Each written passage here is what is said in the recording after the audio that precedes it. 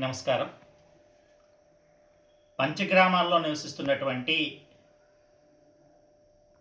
మా ప్రజల సమస్యలు ఎన్ని ప్రభుత్వాలు వచ్చినా సరే నెరవేరటం లేదు సరికదా. ఇక్కడుండే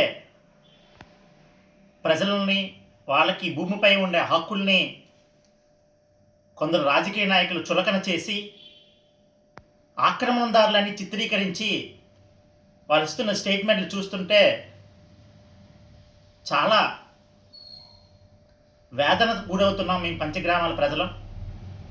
ఎందుకంటే పంచగ్రామాల ప్రజలు తీవ్రమైన అన్యాయానికి గురయ్యారు. 1903లోనే విజయనగరం మహారాజ్ గారు ఈ పెదగాడి ఠాణాలో ఉండే గ్రామాలన్నిటికీ 27 గ్రామాలు ఏవైతే ఉన్నాయో వాటన్నిటికీ రెవెన్యూ విలేజ్లన్నిటికీ గిల్మెన్ ద్వారాతో సర్వే చేయిస్తే ఆ రోజున మరి మాకు సర్వే సెటిల్మెంట్ జరిగితే అడవివరం సర్వే సెటిల్మెంట్ విలేజ్, ఇందులో చాలా క్లియర్గా జరాయితీ హక్కుదారులు ఎవరు, ఇనాం హక్కుదారులు ఎవరు, సర్వీస్ ఇనాం హక్కుదారులు ఎవరు, గ్రామ కంటాలు ఏంటి, పోరం బోకులు ఏంటి అని క్లియర్గా మెన్షన్ చేయడం జరిగింది ఆ రోజునే. దానికి అనుగుణంగానే మరి ఇక్కడ చూడండి, ఇదే గిల్మెన్ రికార్డులో మజ్జి వెంకునాయుడు గారు జరాయితీ భూమి ఉంది, అతని పేరుంది. అదే దాని కిందన శ్రీ శ్రీ వరహాలక్ష్మి నరసింహస్వామి వారిది. అంటే ఇక్కడ రైతు ఎలాగైతే ఉన్నాడో అదే రకంగా దేవుడు సంబంధించిన భూమి ఉంది తప్పించి ఈ గ్రామం అంతా దేవుడిది అనేది ఎక్కడా లేదు. అవి ఇనాం విలేజ్ కాదు, ఇది ఎస్టేట్ విలేజ్. మేము ఎప్పుడు పెదగాడి ఠాణాకే శిస్తులు కట్టాం చాలా క్లియర్గా. ఇది 1918లో కట్టిన శిస్తు. మా పూర్వీకులు పెదగాడి ఠాణా కట్టాం. ఇదే ఇనాం విలేజ్ అయి ఉంటే, ఇదే దేవుడి విలేజ్ అయి ఉంటే ఖచ్చితంగా మేము శిస్తులు సింహాచల దేవస్థానానికే కట్టాలి. అలాంటిది మేము పెదగాడి ఠాణాకి ఎందుకు కట్టాం? ఆ రోజు శిస్తులు వసూలు చేసినటువంటి విజయనగరం మహారాజు గారు ఈ 27 గ్రామాల శిస్తుల్ని వసూలు చేసి వాటిని సింహాచల దేవస్థానానికి ఇస్తే వాళ్ళు వంశపారంపర్య ధర్మకర్తలుగా నేటికి కూడా చలామణి అవుతున్నారు. అందులో మరి ఎప్పుడైతే స్వతంత్రం సిద్ధించిందో ఈ ఎస్టేట్ విలేజ్లు అన్నీ మరి ఎస్టేట్ అబాలిషన్ యాక్ట్ ద్వారా అక్కడుండే రైతులు సంపూర్ణ హక్కులు పొందారు. ఆ హక్కుల్లో భాగంగానే మాకు Madras government the fort Saint George gazette, ఆ గెజిట్లో మా అడవివరం కూడా, ఈ పంచగ్రామాలన్నీ కూడా అడవివరం, వేపకొంట, చీమలాపల్లి, వెంకటాపురం, పురుషోత్తమపురం ఈ 5 గ్రామాలకి ఎస్టేట్ విలేజ్లుగా డిక్లేర్ చేయడం జరిగింది 1949లో చాలా క్లియర్గానే. అట్లాంటిది ఈరోజు తెలిసి తెలియని రాజకీయ నాయకులు పుట్టుకొచ్చి సింహాచలంలో నివసించే వాళ్ళందరూ ఆక్రమణదారులని చెప్పి చిత్రీకరిస్తూ మమ్మల్ని అందరినీ మనోవేదనకు గురి చేస్తున్నారు. ఇది చాలా అన్యాయం. ఎందుకంటే వీళ్ళలో లుకలుకలు ఉంటే, వీళ్ళలో ఎటువంటి సమస్యలు ఉంటే మీరు మీ పెద్ద నాయకుల దగ్గర తేల్చుకోండి. అంతేగాని ప్రజలందరినీ ఇబ్బందులు పాలు చేసి మరి ఆ రోజున వైసీపీ ప్రభుత్వం హుటాహుటిన నవంబర్ 18, 2023 ఎటువంటి టీడీఆర్లు ఇవ్వకుండా, సెక్చువల్ కాంపెన్సేషన్ ఇవ్వకుండా 273 అసెస్మెంట్స్ని బద్దలు కొట్టేసింది. 17 ప్రొక్లైనర్లు పెట్టి బద్దలు కొడితే మరి ఆ రోజున పట్టించుకున్న నాదులు ఎవరు లేరు. ఈరోజు కనీసం వర్షం వస్తుందన్నా, తుఫాన్ వస్తుందన్నా సరే ఆల్టర్నేటివ్గా ఒక కేంద్రాలను ఏర్పరిచి ప్రభుత్వం ఎంతో శ్రద్ధతో వాళ్ళకి అన్ని సౌకర్యాలు కల్పిస్తుంది. అలాంటిది మమ్మల్ని ఎక్కడి నుంచో వచ్చిన ఆక్రమణదారులు కాంతిసీకుల్లాగా దారుణంగా ఇళ్లలో ఉన్న వాళ్ళు బయటికి లాగి ఇల్లు బద్దలు కొట్టిస్తే పట్టించుకున్న రెవెన్యూ కానీ, మరి దేవస్థానం, ఇక్కడ ఉండే దేవస్థానం కానీ, అప్పుడున్న ఎమ్మెల్యేలు కానీ, మంత్రులు కానీ ఎవరు పట్టించుకోలేదు. రోడ్లపై నుండి, చెట్ల కింద ఉండి, స్కూళ్ళు అంటే ఉండి, మరి అప్పటికప్పుడు ఇల్లులు అద్దెకి ఎక్కడ దొరుకుతాయి వాళ్ళకి? ఎంతో మనోవేదనకు, ఎంతో అన్యాయానికి గురైన వాళ్ళు ఈ 273 అసెస్మెంట్స్ వాళ్ళు. అందులో 205నే టీడీఆర్లు ఇచ్చారు. ఇచ్చినట్టు ఇస్తూ అబియన్స్లో పెట్టేశారు. ఇంకా 68కి ఇవ్వాల్సి ఉంది. ఈ నేపథ్యంలో కూటమి ప్రభుత్వం వచ్చిన తర్వాత దీనికి ఒక కమిటీ వేసి అందరూ అధికారులనే కమిటీ వేశారు. ఎవరెవరిని వేశారు? మున్సిపల్ కార్పొరేషన్ కమిషన్ గారిని వేశారు, కలెక్టర్ గారిని వేశారు, విశాఖపట్నం కలెక్టర్ గారిని వేశారు, principal secretary of municipal administration వేశారు, అదేవిధంగా లా సెక్రటరీని వేశారు, అదేవిధంగా ఎండోమెంట్ కమిషనర్ని వేశారు.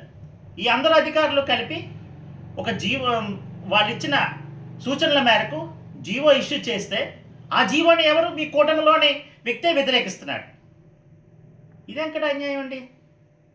ఆ రోజు వైసీపీ చేసిన దారుణానికి తెలుగుదేశం పార్టీ నాయకులందరూ మరి అందరినీ వచ్చి పరామర్శించి, జనసేన నాయకులు ఇంటింటికి వెళ్ళి పరామర్శించారు.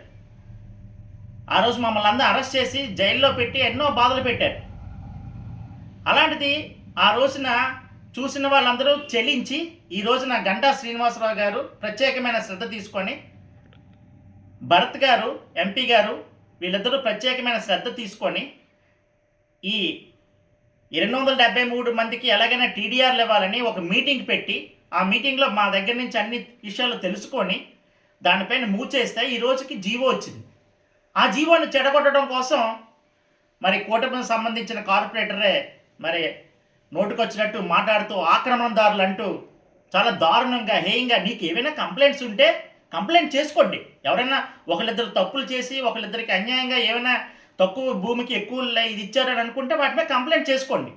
అంతేగాని దీన్ని తీసుకుని వెళ్ళి తణుకు టీడీఆర్లతో ముడిపెట్టడం, ఇక్కడ ఉండే వాళ్ళందరినీ ఆక్రమణదారులను చిత్రీకరించడం ఇది చాలా దారుణమైన విషయం అని చెప్పి తెలియజేస్తున్నాను. దీనిపైన పవన్ కళ్యాణ్ గారు కూడా ఇమ్మీడియట్గా, ఎందుకంటే పవన్ కళ్యాణ్ గారు వచ్చినప్పుడు కూడా ఇక్కడ ప్రజలందరూ ఇళ్లలోంచి బయటకు వచ్చి సమస్యను తెలియజేశారు. ఈ టీడీఆర్లు అన్యాయం అయిపోయాం సార్, రోడ్డు పడిపోయాం సార్, ఇక్కడ ఉండే కుమ్మరులు మరి ఎంతో పేదలు, ఎంతమందో శెట్టిబలిచ, యాదవ, తూర్పు కాపు, మరి ఎన్నో కులాలకు చెందిన వాళ్ళు ఉన్నారు అందులోనూ గ్రామకంఠం ఏదైతే పంచగ్రామాల్లో అడివరంలో ఉండే ప్రధానమైన విలేజ్ కొత్త అడివరం గ్రామకంఠం 25 ఎకరాల 52 సెంట్లలోంచి, పాత అడివరం గ్రామకంఠం 8 ఎకరాల 30 సెంట్లలోంచి ఈ రోడ్డు వెళ్ళింది తులపావంచ నుంచి పాత అడివరం వరకు. మరి వీళ్ళందరూ ఆక్రమణదారులు అని చెప్పి చిత్రీకరించడం అనేది ఎంత దారుణమైన విషయం. నోటుకొచ్చినట్టు మాట్లాడుతున్నారు, ఎవరికి నోటుకొచ్చినట్టు వాళ్ళు మాట్లాడుతున్నారు. మీకు ఏమైనా సమస్యలు ఉంటే తేల్చుకోండి మీ నాయకుల దగ్గర, అంతేగాని ఇక్కడ ప్రజలను ఇబ్బంది పెడితే మాత్రం సహించేది లేదు. ఇకపైన చెప్తున్నాను, ఈ పంచగ్రామాల్లో గల రైతులందరూ హక్కుదారులు, రైతుల నుంచి కొనుక్కున్న భూములు కొనుక్కున్న వాళ్ళు కూడా హక్కుదారులు. వీళ్ళు ఆక్రమణదారులు కాదు, ఆక్రమణదారులు అని చెప్పి ఎవరైనా అంటే వాళ్ళ నాలుకలు చీల్చేస్తామని చెప్పేసి ఈ సందర్భంగా తెలియజేసుకుంటున్నాను. దయచేసి ఇలాంటి పదాలు వాడకండి. ఎందుకంటే మాకు ఒక హిస్టరీ ఉంది, మాకు చరిత్ర ఉంది, మా ముత్తాతల పేర్ల మీద భూములు ఉన్నాయి. మేము 1998 వరకు పక్క క్రయ విక్రయాలు జరిగాయి. ఒక్కసారి వచ్చిన జీవో పట్టాల ద్వారా మాకు అన్యాయం జరిగింది. అది పదే మీ నాయకులు తెలియజేసుకుంటున్నాం. దానిపైన స్పందించి మరి చంద్రబాబు నాయుడు గారు 12,149 ఇల్లులకి రెగ్యులరైజ్ చేస్తామని ముందుకు వచ్చారు. చాలా ఆనందంగా ఉంది. అందులో పంచగ్రామాల్లో 6,000 ఇల్లులకి ఇస్తామంటున్నారు. 275ని పంచగ్రామాలని కలపకండి. 275 అనేది దేవుడి స్థలం, అది ఆక్రమణదారులు, మేమందరం హక్కుదారులము.